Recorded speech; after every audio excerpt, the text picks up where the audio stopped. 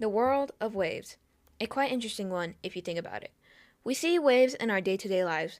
For example, as I speak into this mic right now, I see the sound waves on my PC. Pretty cool, right? Back on subject. Today, I am focusing on two types of waves, that being transverse and longitudinal waves.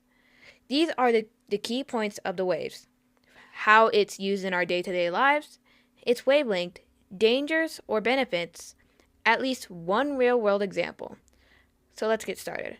First up, transverse waves. According to Britannica, the definition of a transverse wave is motion in which all points on a wave oscillate along paths at the right angle to the direction of the wave's advance. Now for key points.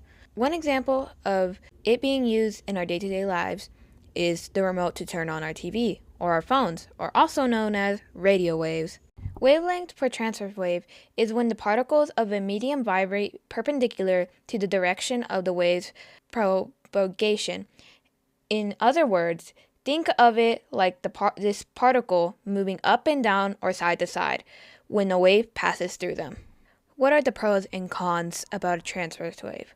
Well, one thing is a transverse wave cannot travel through a level of fluid. A pro thing is transverse waves are used for communication.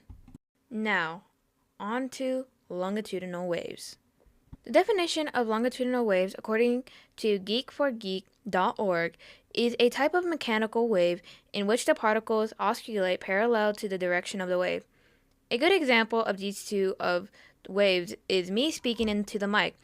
How is this used in our day-to-day lives? I'm talking to you right now. Are you listening? The wavelength for longitudinal waves can depend on the side. Let me show you on the mic. Release the baby! There are the sound waves. How can this be dangerous? I would say loud sounds? You thought I was finished, didn't you? Well, no. This is only the beginning. If I'm talking about waves, we have to know how the waves work. Which I probably should have done first, but it's never too late, you know? But you're still listening, right? Right? But how does a wave work? Let's talk about it. First, the crest. As you see in this photo, the crest is the point of the wave. Right there, you see that point? Yeah, that's the crest.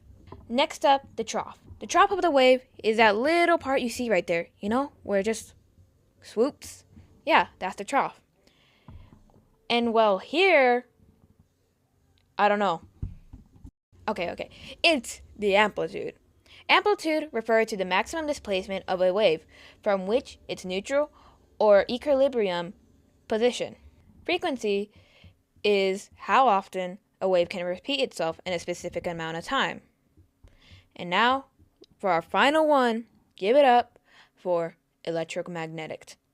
Electromagnetic spectrum, the range of wavelength or frequency over which electromagnetic extends. For example, X-rays, microwaves, and light is all a part of the electromagnetic system.